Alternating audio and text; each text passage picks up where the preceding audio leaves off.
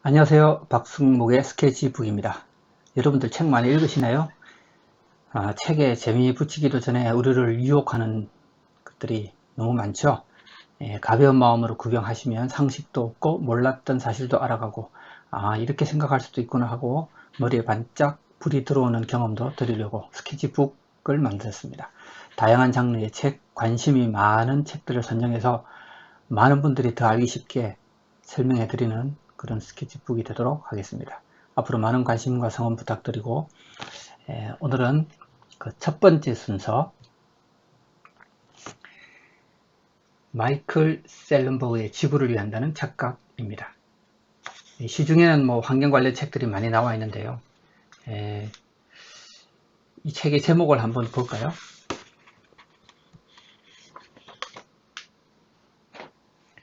플라스틱 탓은 그만하자. 석유가 고래를 춤추게 한다. 지구를 지키는 원자력, 신재생 에너지가 자연을 파괴한다.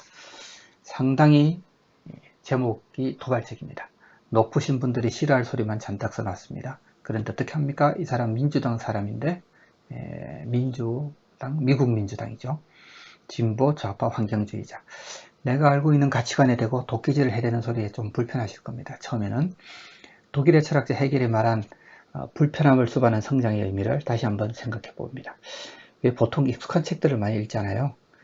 짧은 인생 몰라도 될 내용까지 머리 아프게 아까운 시간 들여서 왜 읽어야 하나.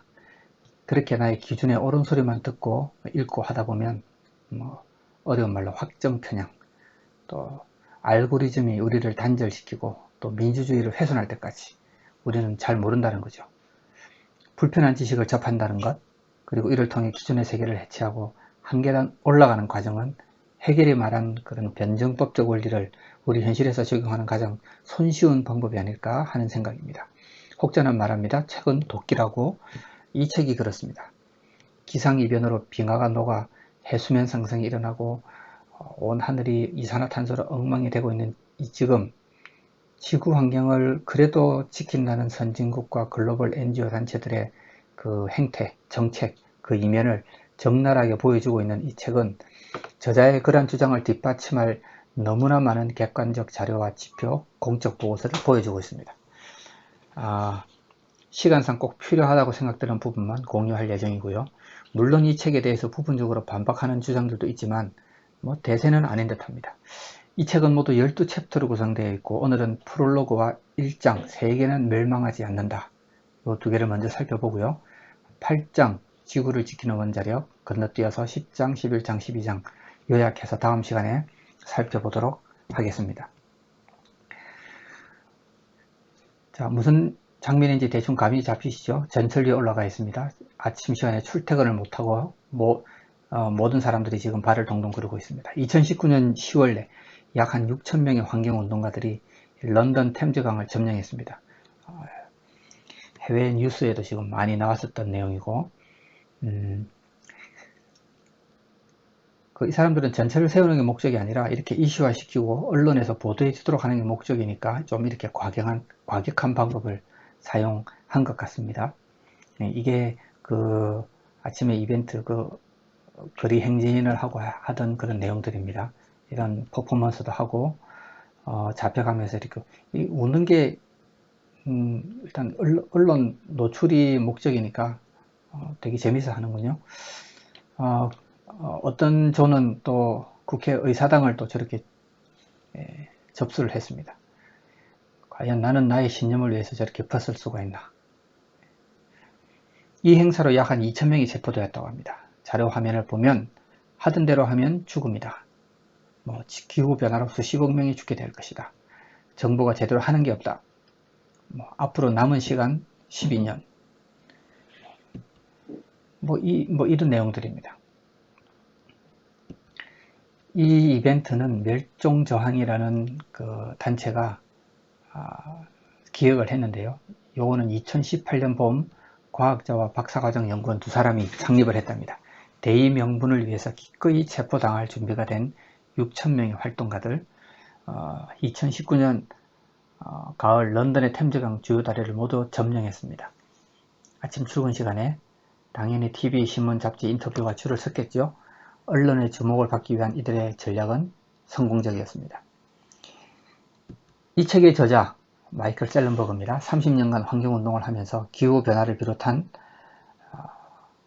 환경 문제에 관해서 조사하고 특히 유엔사나 IPCC의 보고서 전문 검토자로 선정되기도 한 이 분야의 전문가 중에 전문가입니다. 그런 사람이 하는 말입니다. 요지 정직해야 된다. 설령 인기가 없더라도 정직해야 된다. 상당수가 잘못된 내용이다. 환경 문제를 과장하고 잘못된 경고를 남발하고 극단적인 생각과 행동을 조장하는 이들, 우리 모두의 적이다. 나는 그런 주장에 신물이 났기 때문에 이 책을 쓰기로 했다. 책을 쓴 배경에 대해서 얘기하고 있습니다. 뉴욕타임즈에 실린 기사지요. 6살 아이가 죽은 동물의 뼈를 가지고 노는 사진입니다. 2040년이랍니다. 워싱턴 포스트지에도 기후변화 통제 가능 시간 10년. 메이저 신문사들이 이런 보도를 하려면 근거가 있어야 되겠죠. 바로 이게 근거입니다. 세계 195명의 과학자와 전문인원들을 모아서 기후변화와 관련된 과학적 연구를 집대성하는 유엔사나 기후변화 정부 간 협의체, 여기서 발간한 보고서입니다. 물론 영어입니다. 당일 보는 사람이 별로 없겠죠. 우리나라 전문가도 참석했습니다. 비싼 세금 내고 쓰고 갔다 왔으니까 보고서를 만들었습니다. 제목을 보시면 정책 결정자를 위한 요약본 주요 내용입니다. 물론 이거는 번역본입니다. 내용은 산업화 이전 대비 평균 육지 표면의 기온이 지구 전체 기온보다 2배 정도 더 올랐다. 뭐 그런 내용입니다. 다른 데서 보면 2100년 되면 해수면이 83cm까지 상승한다. 북극 만년설이 녹아서 1400기가톤의 탄소가 배출이 된다. 이런 내용들입니다. 미국 캘리포니아 산불도 기후변화와 무관하지 않다. 호주의 산불이 유명했었죠. 6개월 정도 지속됐다고 그럽니다. 10억 마리 이상의 동물의 목숨을 잃었고 그런 내용들, 이런 것들도 다 기후변화와 무관하지 않다. 이렇게 주장들을 많이 하고 있습니다. 하늘에서 위성에서 본 사진입니다. 화재 사건. 다시 보고서로 돌아가 볼까요? 검은선은 현재까지 살아온 이력이고 앞으로 현재까지는 그렇게 살아왔는데 앞으로 시나리오를 2가지입니다. 아껴 쓰고 나눠 쓰고 바꿔 쓰고 다시 쓰고 이렇게 잘 알뜰살뜰 잘 아껴 쓰면 파란색 선으로 유지가 될 것이고 그냥 살던 대로 생각 없이 살면 빨간색처럼 지표기온에 올라서 인류는 멸망할 것이다. 이런 내용입니다. 16살에 유엔에서 환경 관련 연설한 유명한 그레타 툰베리, 2003년생 스웨덴 처자입니다. 앞으로 몇 번 더 등장합니다. 유엔 연설에서 한 말입니다. 나는 여러분 모두가 패닉에 빠지기를 바랍니다. 정신 차리자는 소리겠죠.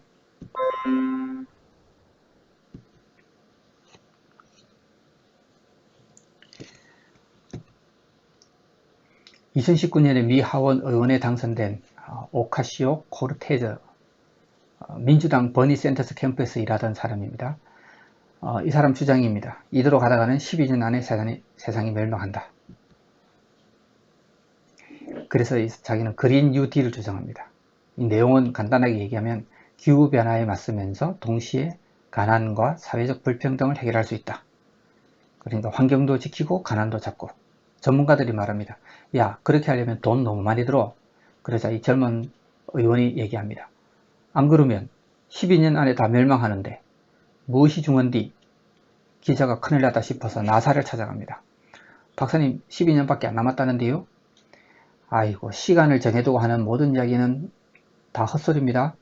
탄소 예산이 바닥나거나 기후변화 목표를 지키지 못한다고 해서 특별한 일이 일어나는 건 아닙니다. 그 대신 탄소 배출 비용은 상승하겠지요. 라고 게빈 슈밋 나사 우주연구소 리더 박사님이 얘기를 합니다.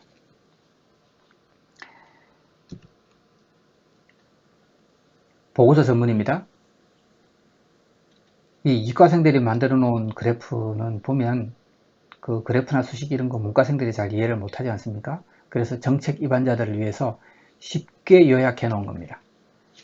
요지는 우리가 산업혁명 이전 수준에 비해서 평균 기온 상승을 1.5도 이하로 묶어두려면 탄소 배출량을 2030년까지 45% 줄여야 한다. 그게 핵심입니다. 1.5도. 1.5도 넘어가면은 뭐 멸망한다거나 문명이 붕괴한다거나 그런 얘기는 없어요. 그러니까 뭐 우리는 기후 변화로 인해서 수많은 문제를 경험하고 수많은 희생자를 치렀습니다. 그렇게 얘기를 다 하는데 데이터는 다른 얘기를 합니다. 기후 변화로 인한 악영향을 보여주는 자료인데요. 1920년대 자연재해로 목숨을 잃은 사람이 540만 명, 2010년대에는 40만 명으로 줄었습니다. 세계 인구가 4배 정도 폭증한 시기에 92%가 감소한 것은 주목할 만한 수치라고 할 수 있겠죠.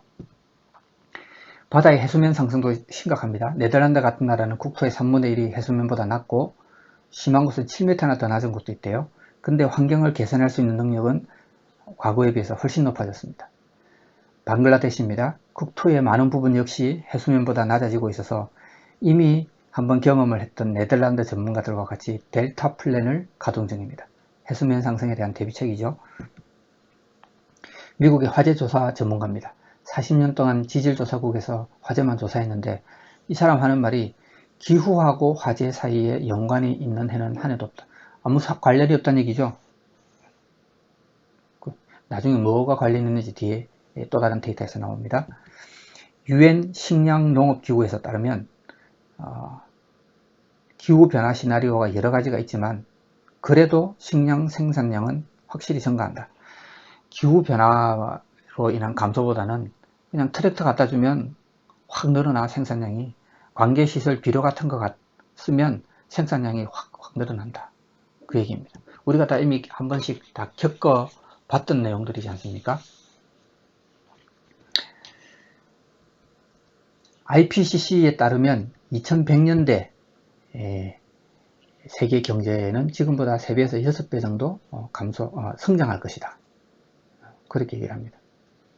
도대체 뭐 어디서 세계가 멸망한다 이런 얘기는 도대체 어디서 나오는 얘기인지 정말 엎장 무너지는 비하인드 스토리가 계속 나옵니다. 자, 여기서 문제 한번 내볼까요? 2차 대전 이후 가장 많은 희생자를 낸 전쟁 어느 나라일까요? 힌트. 한반도? 대한민국? 대한민국의 23배. 알제리는 우리나라의 24배. 아프리카에서 두 번째로 큰 나라는 어딜까요? 그렇습니다. 콩고 민주공화국. 유럽에서 식민지 차지하기 붐이 일어났을 때 벨기에도 여기 동참했는데요. 오죽했으면 이 나라는 벨기에 국왕이 그냥 개인 소유로 집어삼킨 나라입니다. 자세한 슬픈 이야기는 다른 기회에 다시 한번 하기로 하고, 1960년 초 콩고는 벨기에로부터 독립합니다. 입법, 행정, 사법부 이런 거 하나도 없이 그냥 빨아먹기만 하다가 철수해버리는 바람에 쉽게 말해서 주인 없는 나라. 이 나라는 인종과 종교가 권력이 뒤죽박죽 섞여가지고 콩고 내전 기간 동안 위치는 여기인데요. 400만 명이 사망을 했고 2,500만 명의 난민이 발생을 했다고 합니다. 지하자원이 많다 보니 여기저기 지금 숟가락 얹어가지고 어떻게 한번 헤쳐먹으려고 하는 나라들이 저렇게 많이 섞여 있습니다. 콩고 안에서 내전할 때 이렇게 편먹고 싸운 나라들이 저렇게 많습니다. 저자가 콩고에서 6번째로 인구가 많은 고마라는 도시, 저기에 호수 위에 있는 고마라는 도시를 방문합니다. 98%가 나무나 수출 연료로 사용한다고 합니다. 콩고 인구 전체 약 한 9,800만 명을 놓고 봐도 그 비율이 별로 좋아지지는 않는다고 합니다. 콩고의 전체 전력 사용량 1,500메가와트는 선진국의 100만 명 도시의 전력 사용량과 비슷하다고 합니다. 콩고에서 어떤 식으로든 전기를 사용할 수 있는 사람은 전체 인구의 20%, 북한은 50%, 거기에 비해서 영한 편이죠. 콩고는 무정부 상태입니다. 안전, 경제, 발전 이런 거 다 콩고 국민 스스로 해결해야 되는 거죠. 주기적으로 발생하는 홍수 때문에 집과 논밭은 비가 올 때마다 쓸려나갑니다. 댐, 관계시설, 하수구, 정화조 그런 거 없습니다. 질병이 퍼지는 원인도 여기에 있습니다. 콜레라, 말라리아, 황열병 이런 질병, 예방 가능한 질병이 세계 최고 수준으로 만연하는 이유가 바로 여기에 있습니다. 2001년 GDP가 74억 불에서 2020년 498억 불, 상당히 많이 그래도 증가했죠. 그런데 1인당 국민소득은 2019년 기준 530불, 세계 최빈국 중 하나입니다. 국민에게 돌아가야 할 돈이 분명히 어디론가 새고 있다. 20년 동안 이웃나라 르완다는 콩고의 광물을 가져다가 해외에 수출합니다. 이 한마디로 말하면 약탈이죠. 이 약탈을 계속하기 위해서는 르완다가 콩고와의 접경지에 지속적으로 낮은 수준의 무장 분쟁이 일어나도록 테러 집단에게 재정 지원을 하고 관리를 해오고 있다. 정치권의 부정부패가 아주 심각한 수준이다. 이렇게 볼 수 있습니다. 가디언의 잡지에서도 여기서 또 어느 박사님이 인터뷰를 했는데요. 80억 명 인구, 이런 식으로 살다가는 이 80억 명 인구든 절반만이라도 지구가 부양할 수 있을지 걱정이다. 이런 얘기를 했는데, 이걸 인용하면서 아까 런던의 시위를 주도했던 그 멸종저항이라는 단체 세라 러넌이라는 사람은 갑자기 여기서 10억, 5억이라는 말이 나왔고, 뭐 10억, 5억이 뭐 죽는다, 뭐 이런 얘기가 돌아다니게 되었고, 결국 가디언지에서 정정 보도를 낸 사실도 있다고 합니다. 포스탐의 기후변화연구소 논문에 따르면 지구 평균기온이 4도에서 5도 정도 올라가도 식량 생산은 더 늘어난다. 기후변화 그거보다 비료를 쓰느냐 안 쓰느냐, 관계시설이 잘 되어 있느냐, 농업의 기계화가 잘 되어 있느냐, 이게 더 큰 영향을 미친다는 얘기죠. 근데 여기서 한 가지 더 주목할 내용은 기후변화 대응한다고 내놓은 정책들이 오히려 식량 생산을 제외하고 농촌의 빈곤을 더 심화시킨다. 이 정말 억장 무너지는 소리 아닙니까? 이 정책 중에는 아주 돈 더 많이 들여가지고 기껏 만든다는 게 바이오 에너지 이런 거 생산해야 된다. 이런 소리들도 지금 많이 하고 있습니다. 바이오 에너지 저거는 안 쓰면서 가난한 나라 사람들은 쓰라고 지금 그렇게 부추기고 있다는 겁니다. UN 식량농업기구도 2050년까지 식량 생산은 30% 정도, 보수적으로 잡아도 20% 증가할 것이다. 기후변화로 인한 감소보다는 기술 발전으로 인한 영향력이 훨씬 더 크다. 그렇게 얘기를 하고 있습니다. 세계 제1위의 제보험회사입니다. 32개국의 똑똑한 교수 과학자들 다 모아서 비싼 알바를 시킵니다. 지구온난화가 자연재해를 얼마나 악화시키는지, 경제적 비용은 얼마나 드는지 이런 거 한번 조사해봐라. 뭐 이런 겁니다. 대장이 이 사람입니다. 로저 필케 주니어, 뒤에도 자주 나오는 사람입니다. 유명한 사람. 32명이 모여서 열심히 워크숍하고 이런 결론을 내립니다. 기후변화는 사실이고 인간이 기후변화에 큰 영향을 미치고 있다. 자연재해 자체가 심각한 것이 아니라 인력과 자원을 유익하지 못한 방향으로 사용해서 자연재해로 인한 비용이 증가하는 것이다. 한 가지 예를 한번 들어볼까요? 1925년대 2017년 미국 마이애미 해변 사진입니다. 옛날에는 허리케인에 취약한 건물이 단 한 채, 요즘은 많아졌죠. 1900년도 허리케인 피해 금액은 거의 제로, 2005년 카트리나가 왔을 때 1300억 달러.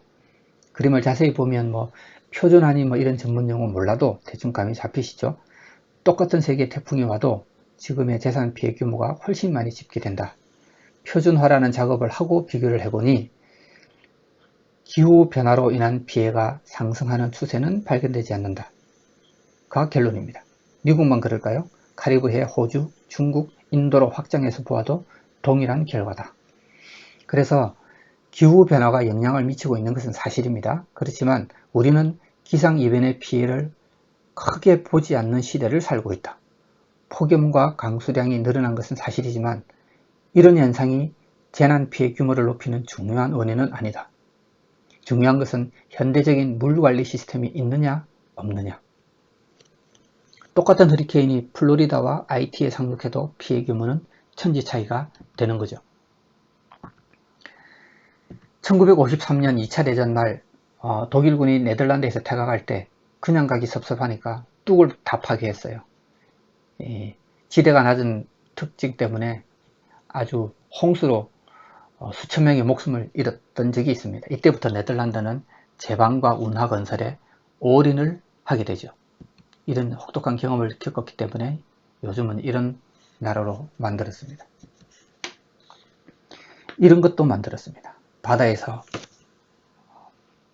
파도가 이렇게 밀리에 들어오면 조수간만의 차, 그걸 뭐라고 그러죠? 뭐, 몇 달에 한 번씩 이렇게 바닷물이 이렇게 밀고 들어올 때, 평소에는 이렇게 열려 있다가, 바닷물이 밀고 들어오면, 저게 쫙 밖으로 닦입니다. 장벽의 높이가 21m입니다. 21m. 상상이 되시나요? 예.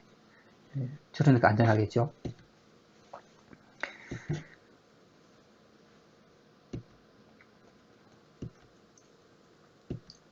콩고의 부패지수입니다. 180개국 중에 170위, 85%는 지난 한 달 동안 부패가 증가했다고 생각하는 사람들의 퍼센테이지, 80%는 지난 12개월, 1년 내에 공무원들의 뇌물을 줘야 서비스를 해주더라. 뭐 요런 퍼센테이지 80%입니다. 자, 일본 19위입니다. 꽤 좋아졌죠? 84%. 부패는 만연하다고 생각하는데 공무원들의 뇌물은 2%밖에 안 되는 것 같아요.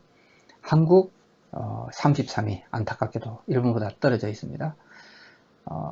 뇌물은 10%라고 생각하는데 부패됐다고 생각하는 퍼센테이지는 55%. 참고로 덴마크가 1위, 핀란드, 스웨덴 3위, 프랑스 23위, 미국은 25위입니다.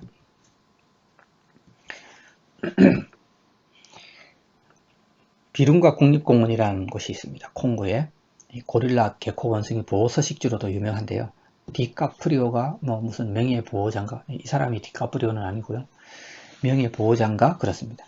국립공원 인근에 사는 주민 중에 베르나데테라는 20대의 7자녀를 둔 엄마가 있습니다. 사진은 일부러 안 올렸고 고아인 남편과 15살에 결혼했는데 아이는 7. 국립공원 인근 붙어있는 경계지역의 조그만 땅에서 고구마를 심어서 겨우 어렵게 연명하고 있는데, 이 수확철만 되면 이 보호종인 개코 원숭이가 내려와가지고 고구마를 다 캐먹고 간대요. 그거 잡아 죽이면 안 되냐 그랬더니 잡거나 죽이면 감옥에 간다. 이래서 손도 못 댄답니다. 이런 사람들이 기후변화에도 더 취약하겠죠.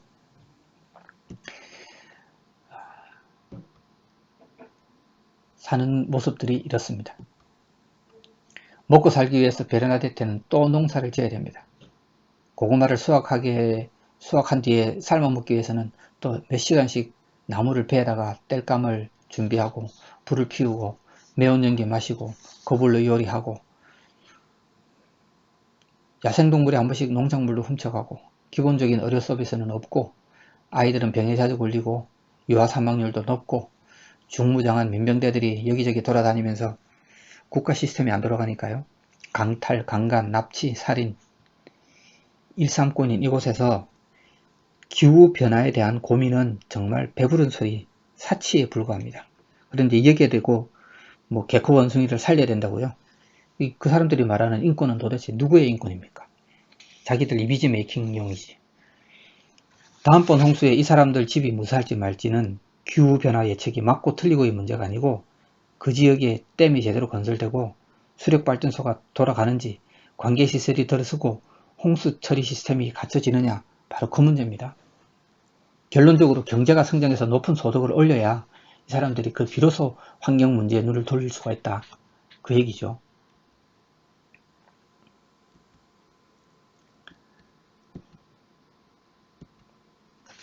도대체 그럼 누가 위기를 이렇게 부풀리는가? 캘리포니아에서 발생한 모든 화재를 추적한 논문인데요. 좌측 상단 A부터 갑니다. A, B, C, D, E, F, G, H가 있는데요. A. 번개, B. 방화, C. 파편, D. 담배, E.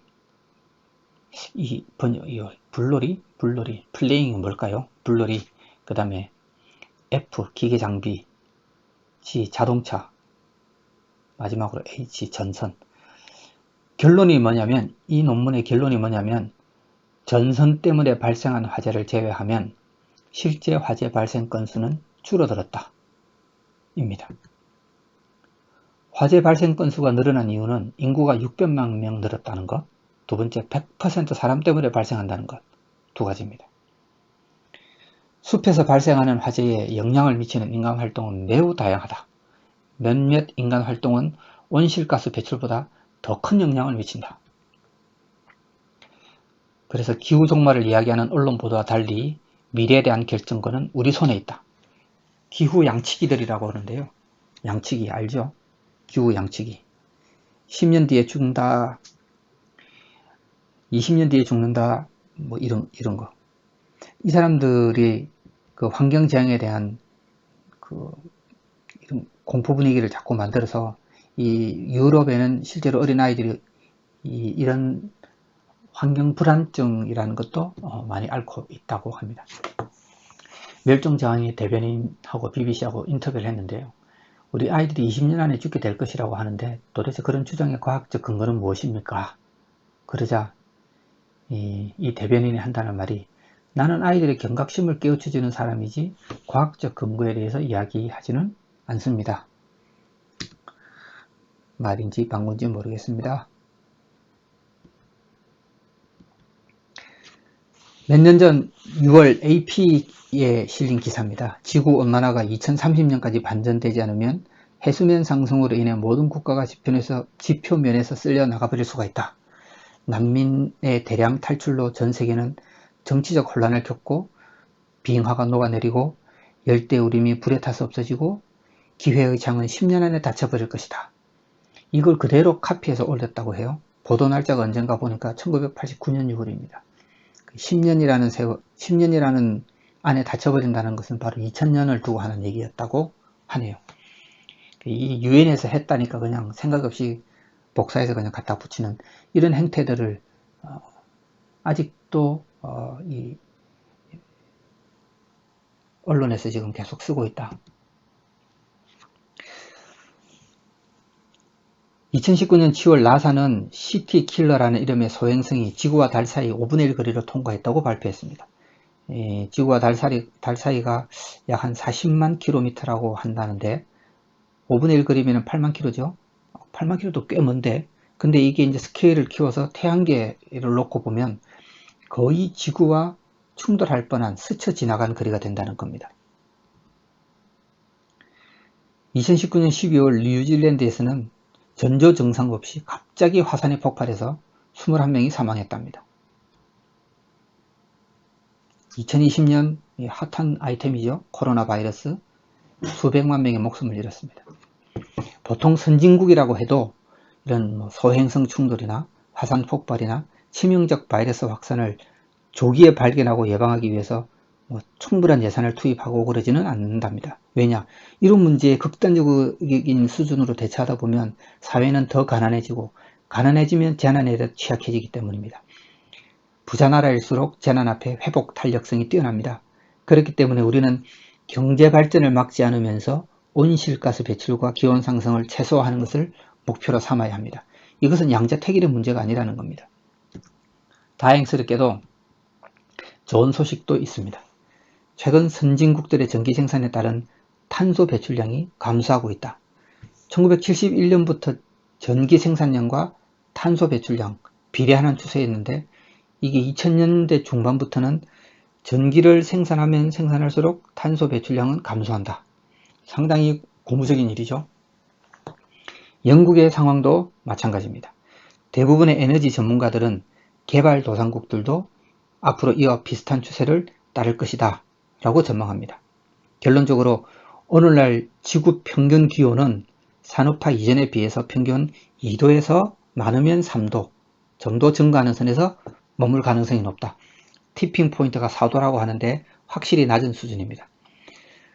국제에너지기구에서는 2040년 탄소 배출 현황을 IPCC, UN에서 전망한 것보다 훨씬 낮은 수준으로 전망하고 있습니다. 그러면 지난 30년 동안 온실가스 배출이 줄어든 이유가 이런 기후 양치기들의 협박 때문일까요? 협박을 해서 온실가스 배출이 줄어들었을까? 전문가들은 독일, 영국, 프랑스 등 유럽에서 경제 규모가 큰 국가의 탄소 배출량이 1970년 정점을 찍고 내려오게 된 가장 큰 원인은 석탄에서 천연가스 발전소입니다. 석탄 발전에서 천연가스 발전, 천연가스 발전에서 원자력 발전으로 에너지 전환을 이룬 덕분이라고 주장합니다. 에너지 전환, 많은 사람들이 맹목적으로 반대하는 그 원자력이라는 기술의 힘으로 우리는 기후변화를 막아내고 있다 하는 것이 이번 장의 핵심 메시지입니다.